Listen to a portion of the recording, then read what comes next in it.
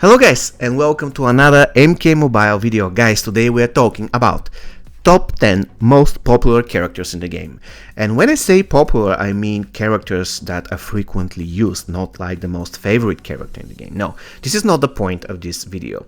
Yesterday the idea came to my mind that I could try and get relatively objective information on who is the most popular character in the game. Of course, if you want to get the 100% accurate data, you have to gain access to the servers of Warner Brothers and NRS, etc. But since I cannot do that for obvious reason, what I decided to do is to go to Faction Wars and refresh the first battle of the Fatal Quick Battle 500 times. And I would only accept the result as a valid if I had a diamond among the results, because the idea of this video is to find out who are the most popular diamond characters. Probably at some point I will do the same with the goats as well, because let's face it, I was testing with a maxed out diamond team and I wouldn't get a lot of gold teams if I am trying to go to Faction Wars using maxed out diamonds, right? This is the reason why this video is only about the diamonds and the most used diamonds in the game. So without any further ado, let's jump straight into number 10.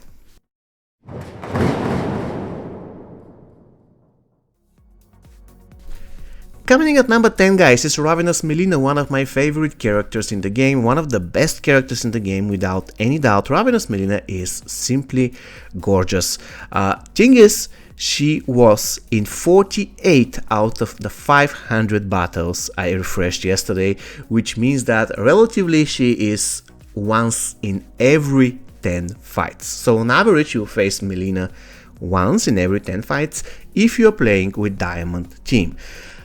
And this is very important to stress out, guys. Everything that I tested was with my maxed out Diamond team. However, you have to keep in mind that if you are doing, for example, survival mode on the final stage, all battles past battle 10 will be against Diamond, so you know definitely that you're going to face Ravenous Melina in every 10th battle.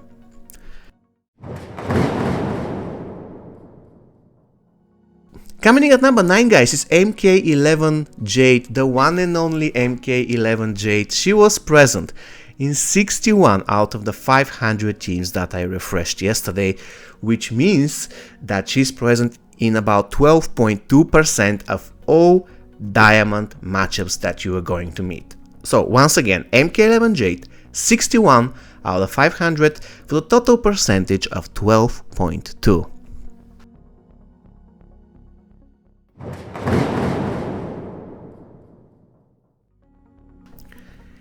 Coming in at number 8, guys, is Strikeforce Scorpion, and this entry is not really something that will surprise you. Strikeforce Scorpion, especially after the introduction of survival mode, is stronger than ever.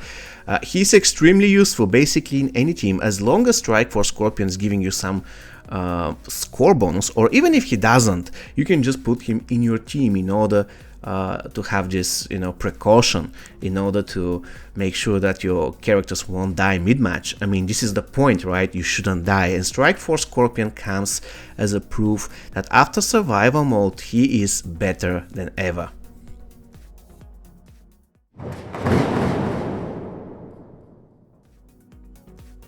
Ranking at number 7, guys, is MK11 Sub-Zero, who was present in 75 out of 500 teams that I met.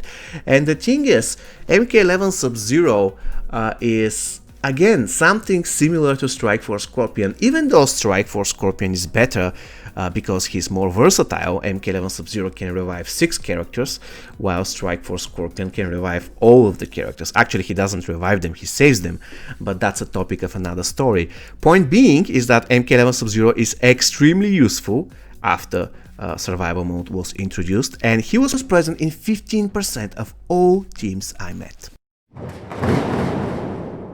Coming in at number 6, guys, surprisingly low for me, is Classic Liu Kang. Classic Liu Kang has been in the game for ages, and in my opinion, he is the best character in the game. He was the best character in the game. He is, and probably he will be the best character in the game. However, his use rate appears to me surprisingly low, guys, only 15.2% or 76 cases out of 500. He beat MK11 Sub-Zero by only one match, guys. So I would say that Classic Liu Kang and MK11 Sub-Zero are neck and neck. I mean, you cannot really tell based on those 500 games which is more frequently used, but I have to stick with the data, so Classic Liu Kang is at number 6.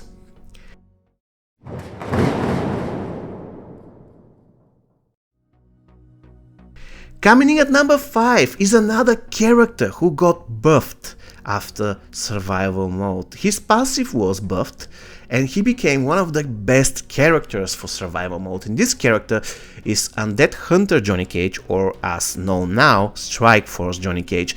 He was present in 81 out of the 500 enemy teams that I met, and I would say that this is for a reason. He's awesome, especially now that if the enemy gets an X-ray, not an X-ray, I'm sorry, but a Revenant, that's fine because you're going to get 1 bar of power, you're going to straight ahead power drain him so that he won't be that dangerous, right? So after survival mode was implemented, guys, Undead Hunter Johnny Cage is better than ever.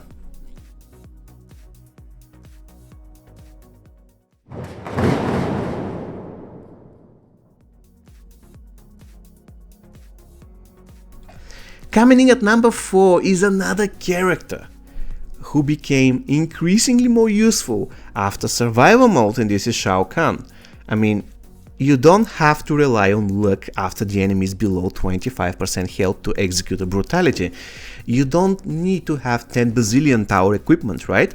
You just tag in Shao Kahn, do special to if the enemy is below 40% health, and that's it. Nobody and nothing can save your opponent. And Shao Kahn was present in 82 out of the 500 teams that I faced, which adds up to 16.4% of the total.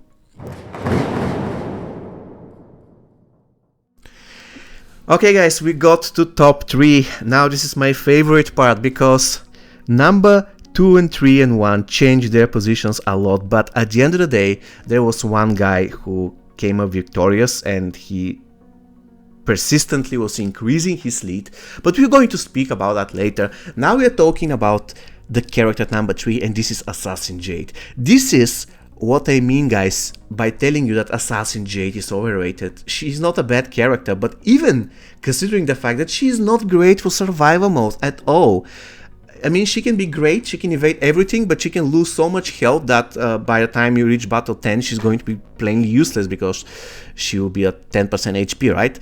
So Assassin Jade was found in 114 games out of 500 in total, which means that she was present in almost 23% of all matches. In other words, every 4th game was featuring Assassin Jade in the enemy team. Every 4th game. This is what I'm talking about.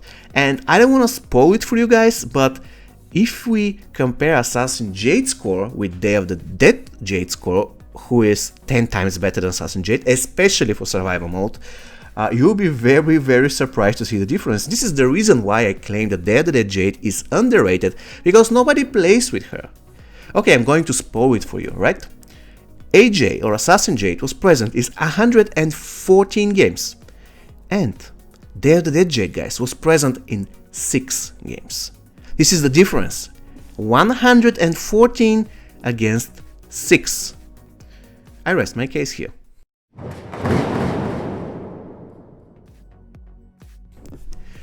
And the runner-up of the episode, guys, is MK11 Scorpion. All the way until battle number 300, MK11 Scorpion was the leader of the ranking, but suddenly he kind of got surpassed by our winner, which we're going to review in a second.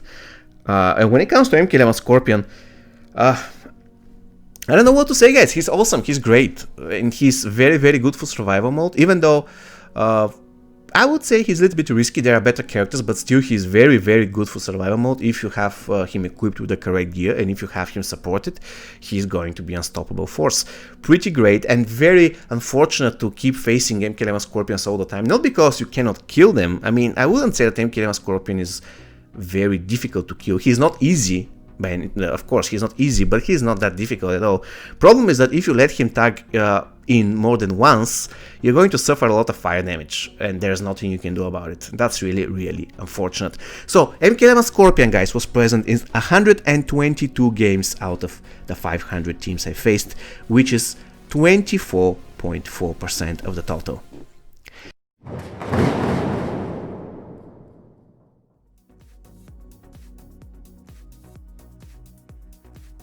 And the winner, guys, the winner of this video is Circle of Shadow Liu Kang. This is why I believe that the Killer Jacket is a good piece of equipment, because it counters the most frequently used character in MK Mobile. And it's not really a big deal that people are using him that often. The big deal is that he has snare on special 1 and he uses it quite often, so he's going to stun you in survival mode, he's going to snare your opener, and if your opener is not Raiden, then you're in a big deal because you cannot dispel the snare. So this means that you are going to either get your opener dead or you survive a sliver of health, and you don't like either of those options. So this means that every time when you're building a team for survival mode, guys, you have to consider the possibility that your opener is going to get wrecked by Circle of Shadow Liu Kang, which means that you have to give your opener gear that will counter Circle of Shadow Liu Kang. This will be stun resistant gear, this will be gear that gives ice shield or frost shield in the beginning of the game. This should be the Killer Jacket or everything combined, right? Because you don't want to get stunned and you don't want to get snared. That's the thing. And when it comes to the numbers, Circle of Shadow Liu Kang was present in 131 games out of the 500, which is more than 25%. So it's getting close to be in every third game in MK Mobile. Circle of Shadow Liu Kang is by far the winner of the most popular character in MK Mobile. Okay guys, I really hope you found this useful. Once again, this is not the single and the absolute source of truth, but this is the best I could do, and after all I believe 500 teams, it's a quite good number. See you next time, guys. Take care and stay safe.